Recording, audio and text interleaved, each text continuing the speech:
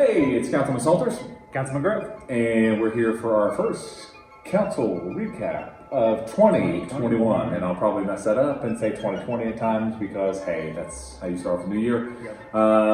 Actually, a pretty big agenda for our first meeting, but remember, it's been a while since we've met due to holidays and those kind of things. Nice to have everybody here tonight. Yeah, it's the first time in a couple months that we had the whole council here, and we didn't have to deal with Zoom. Now, no offense, I'm glad that we have that Works in a technology. pinch. Yeah, whenever you need it, and we've got that ability. Like, let's say that if we do happen to go red or something like that, we need that. So we've got that. We were getting better at it, and now we'll probably forget how to do it as well as we were. So we have a lot to go over tonight. We had our reorganization meeting. Congratulations. Congratulations. Yeah. I'll be serving as president for the council this year, and Councilman Grove will be the vice president. We had a couple quick things to go over today on the agenda.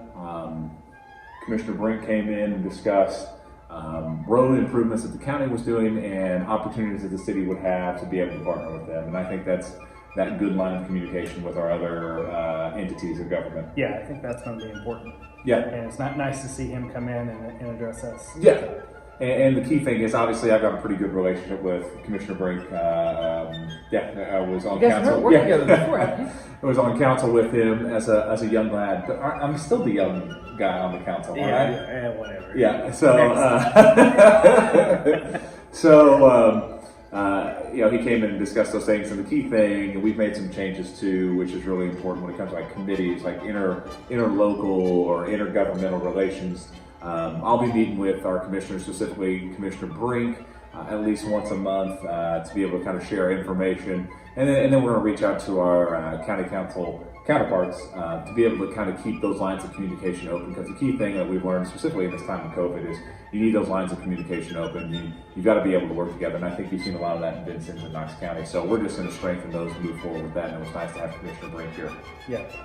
And then I think one of the bigger, more exciting things that we had was the housing side. Chris Pfaff of KCDC came to talk about the housing situation in Vincennes. I think this is going to be one of the most important things that we do in the next few years. We've all talked about how we can grow the census in Vincennes and Knox County. The only way you can do that is to have quality, good housing available. Yeah, and that's something that you've heard numerous people discuss and go over and talk about. And this has been something that's extremely important, and it was a key goal for us going into 2020, and then COVID hit. Yeah. So we've regrouped. This is still a main focus for us. And don't just think, you hear a lot of people talk about like single family housing. Well, it's more than just that.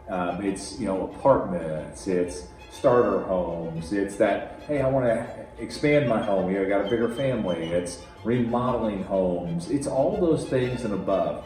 Obviously, we've got a need for those single-family houses, but we've got needs at every level, and you can ask everybody, every employer, every individual, when it comes to this issue, this is the top of the list for most people in the city of Vincennes. It is, and we've said it for a long time, and a lot of people have came to us and said, hey, there's a shortage. Chris Pfaff has not been in charge very long. He has done so much, and he came to us not too long ago and said, hey, I'm going to be doing this. He's already back saying, this is how we're going to get it done. And like I said, it's so important on where we want to go. Yeah, and the key thing being is we're going to move forward on this. This is going to be a key part, not just this year, but for the next years to come. And like we've talked about before, we've got a lot of great housing projects that are happening. You've got the river view that's happening, not just the apartments that are behind us by the river, but all the houses that they built, 22. 20. And then you've got new improvements and new apartments that people are building in that area off Hart Street that RDC is going in on. And, even discussions of, we're even talking about residential TIFs and things like that, RDC is. So when you throw all those in there, Chris made a great point, like you throw everything that we're doing and the things that we know that are going to happen, and there's still going to be a need. It's a huge need, and we do have a market. I think one of the bigger stats is we have 14,000 people from Illinois that come in to the county. Which shocks me. How can you work in Vincennes, live in Illinois, and not want to relocate here? Yeah. It has to be housing. Yeah, and you think about that number, we can get some of those people to live here. Our schools have all improved. You see improvements in our roads and our streets and our sidewalks. You see new businesses coming in all over town. I mean, there's a lot of great things that are happening in the city of Vincennes, and we need to really address that housing thing. And we're going to, that's not a matter of if, it's when. It's going to happen. Yeah, it's happening. You're starting to see some of those things happen here in the city of Vincennes. We're excited. We can't wait to see really what the study is, because the whole point of the study is to really kind of pinpoint and focus us on what's the main need. And that gives us a very powerful tool moving forward. Sure. Other than that, we had a lot of good news when you talk to everybody around the council in our For Good of the Order part.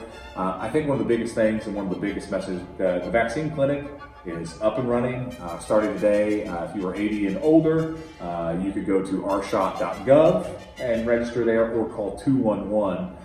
And we'll keep releasing information as we go along with that, because it's very important. We're very excited. I think we're in that 1B section right now, where you're going to see 80 and over, and it'll be 70 and 60, and that information will come out. Obviously, we're waiting on more information come Wednesday during the governor's press conference, when they kind of release those times. But man, our EMA people have done a great job. Dr. Stewart and his crew have done a great job. Good Sam's done a fantastic job. All those workers, all those nurses, all those doctors. I mean, we're in a really good spot here in Knox County.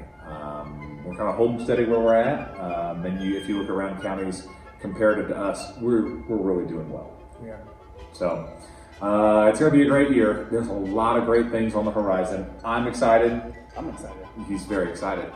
He's not as loud as I am, but he's There's not enough room. but he's just excited, even though he's a little bit quieter than I am. But we can't wait for all the things that are happening. We're going to be putting some videos together for like gift cards. Yeah. All of us will be doing it. So we're really excited about that gift card promotion for our small businesses, medium-sized businesses, big businesses. You're going to win on this, because once you get registered, you got a chance to win. Nice one.